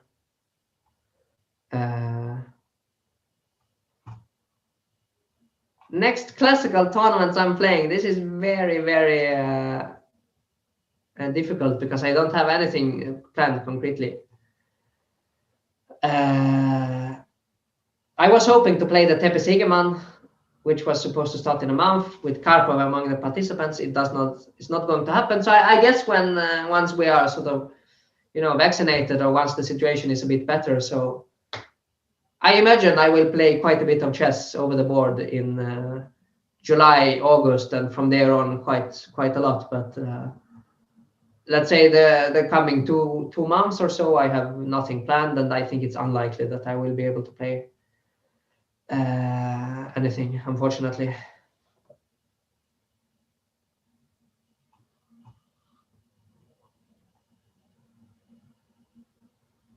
Yeah, candidates, of course, candidates is what is on everybody's mind, who is going to win, but it's very difficult to predict. I really don't know. I mean, the guys in the lead, Nepo and MBL, they of course have excellent chances.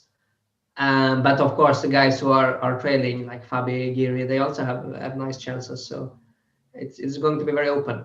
The one thing that I would like to note on a general point regarding the candidates is that I don't think it matters much how you have done in tournaments prior to the tournament. What I mean is, for instance, MBL, he has played pretty badly, especially in Vaikanze, in Tata Steel Masters, which was his last classical tournament, and also online not maybe so impressive as he was previously. But I don't think that will make a difference for the candidates, because the candidates, a little bit like World Championship matches, they are their own specific things. And yeah, like you are trying to hide prep to use it there, and you are trying to, top your shape during that specific time. And you might have problems focusing on what feels like less important events and so on. Yeah, I don't think we should consider MBL less likely to win because he has done poorly lately. But yeah, I'm not brave enough to suggest any winner.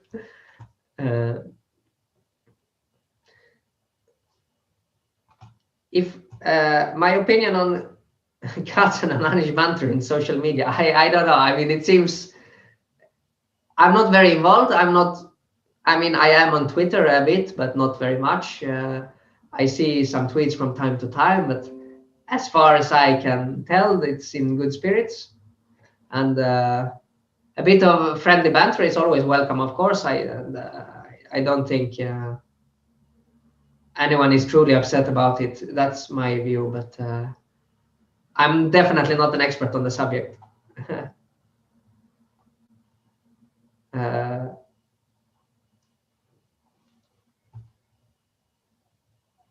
What aspects in life did chess help me with? That's an interesting question.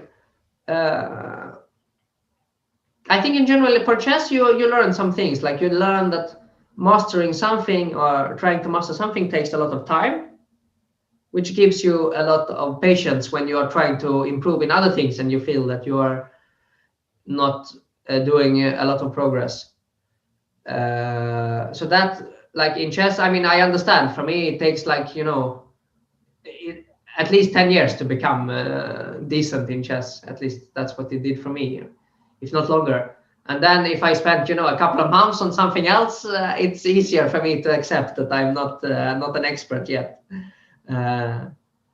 Apart from that, other things that I like with chess is the responsibility you have with your moves, which I think is especially useful for kids when they are learning learning chess in schools, for instance, that if you do something stupid, you cannot blame someone else. You cannot pretend it didn't happen. You have to take full responsibility for the moves you make on the board. And then hopefully it's easier for you then to take responsibility for other things you do in life as well, which I think is quite helpful. And you get sort of the proof of how you are doing so quickly, which I think in many ways is different to other things similar to chess, where you can work on your concentration or stuff like that. The problem with chess, of course, that it's not, you're generally playing one-on-one. So compared to, let's say, a team game, you might get a little bit less involved in teamwork and so on. But I think there is enough of that already, so not a great problem. Yeah, no, it's true. It is possible still for to blame someone else for your losses, but if you are true to yourself, and I mean deep down, I think generally speaking, you understand that if you lose a game, it is not because of someone else; it's because of you.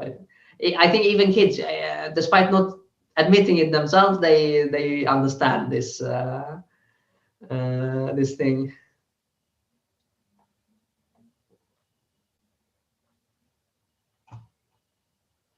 If I have any students, I don't have a lot of private students per se, one-on-one, but I do quite a bit of teaching, like group teaching. For instance, in I think 2 weeks, I will do a session on a workshop on the coaches, together with my good friend Alex Vergas. I'm not sure if it has been published yet, but it's the first weekend in April. Saturday, Sunday, it will be 3 hours Saturday, 3 hours Sunday. Group lessons for club players about endings this time. Those kind of things I do a bit, especially now online. It's quite favorable to do a group lesson because you can easily get 10, 15 people from different countries and give them a lesson while staying at home. So. It makes some sense. Earlier, when it was more easier to travel and so on, well, I did some sessions with different students over the board, but it has gotten a bit less. Now it's more these group sessions.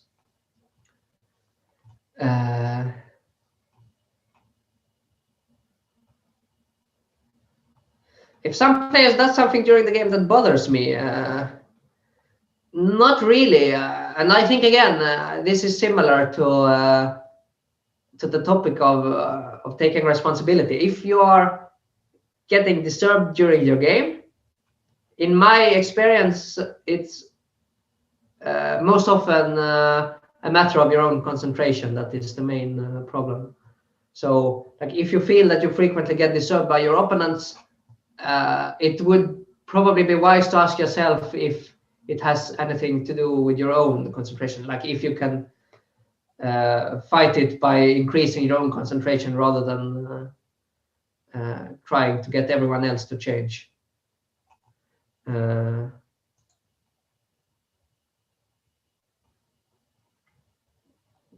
If I do any special preparation prior to a tournament, like sort of more physical things, not so different from my everyday life, but in my everyday life I do quite a lot of exercise, and I try to, you know, have a healthy sleeping pattern and so on, and I'm just trying to keep it up while I'm playing in tournaments, and I am I think a little bit stricter than most other strong players with physical exercise during tournaments.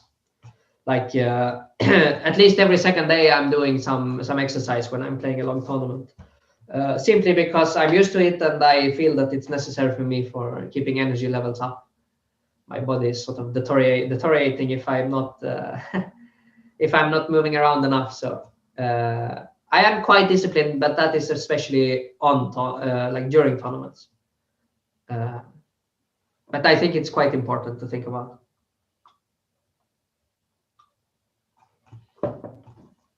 If I know Rustam Kasimchanov, yeah, of course I know Rustam. We are very good friends, and he was a second of Fabiano in Vaikanze. So he's actually one of the chess players that I have met most recently, because I met him in 2021, which I can't say for too many of my colleagues, unfortunately. So definitely know him well.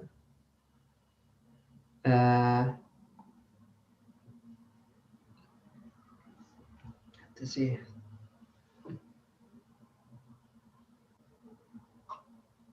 If I enjoy playing in open tournaments, yes, but I think for me the main attraction or the most enjoyable thing in playing is to play against as strong as possible my opponents. Like then it does not matter so much if I am playing them in an open tournament or in a closed tournament. But that is why playing something like the Tata Steel Masters or the Magnus Carlsen Invitational is so nice, because then you are assured that you will get very strong opponents in all the games, and that is what I enjoy the most.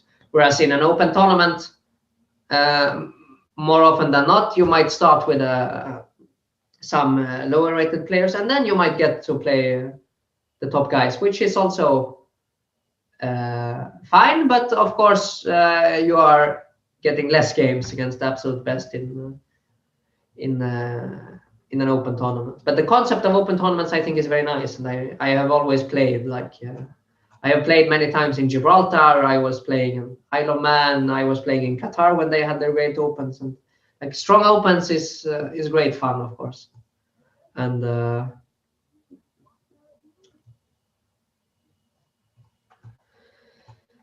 if I could consider moving to another country if the offer is too good to pass. Well, first of all, I haven't gotten any such offers, but secondly, no, I don't think so. I'm quite happy with my situation. I think it's quite common that chess professionals are not too happy with their federations. There are often a lot of fights between the federation managers and the players themselves. But I have had very little of that in my life. I have been quite lucky. My relations with the Swedish Federation, I'm perfectly happy with that. It's a good relation, and we are agreeing to each other very well. So I'm just happy with my situation. So it's very, very unlikely that I would ever move. Even if I wasn't, then yeah, moving seems strange to moving country. Like I'm Swedish. I live in Denmark. I'm happy to live in Denmark, but there is no doubt that I'm Swedish. So why should I not play for Sweden?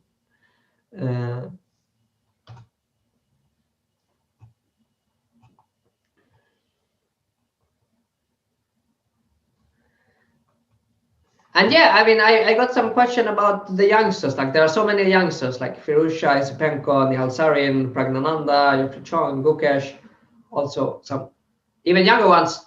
And well, of course, they are doing very well online. Lots of them, they are playing a lot. But what will be very interesting for me to see is how will they do when they start to play over the board again, when there are lots of tournaments. And this, to some extent, we have seen. We saw Firusha in Vaganse. We saw Jordan winning the tournament. He's also quite young. And we saw Esipenko doing very well. So it seems like this. This is what I was talking about before, that these lockdowns and no tournaments and so on. I think for these youngsters, they are working on chess every day. They are playing a lot, practicing a lot, training. So when the tournament will come, my hunch is that they will do great. So and then I don't think it hurts them so much that they missed maybe a year, because they will compensate for that very, very quickly, because they have increased in skill, not just in rating or in experience. And if you have the skill, then the rating usually comes very soon. Good evening, Ellen. She's asking if we can agree that Denmark is the greatest country on earth. I am not so sure. I think there are many very nice countries. I have been very happy to live in Sweden, but I'm also very happy to live in Denmark. But I think it's likely that I would be very happy living some completely different place as well. So yeah, difficult to compare. I'm just not really trying to overthink that.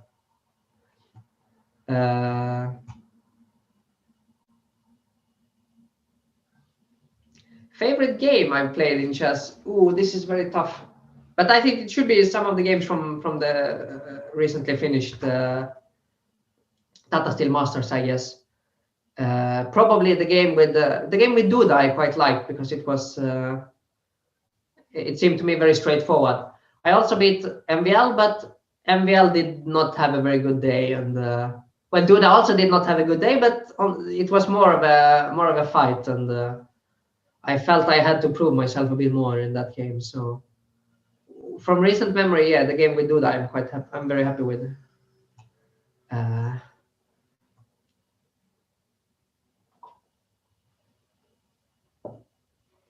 If I have favorite chess classics, endgames, books, and so on, not really any particular favorite. In general, I like to buy chess books. I'm actually waiting. I ordered last week. I think it was 6 or 7 books. So I'm waiting. I hope that they will arrive by post, maybe this week, or I mean, as soon as possible, and then I will read them with great interest. But I mean, not a particular favorite. No, I'm generally reading something once, and then I move on to the next one and just keep going.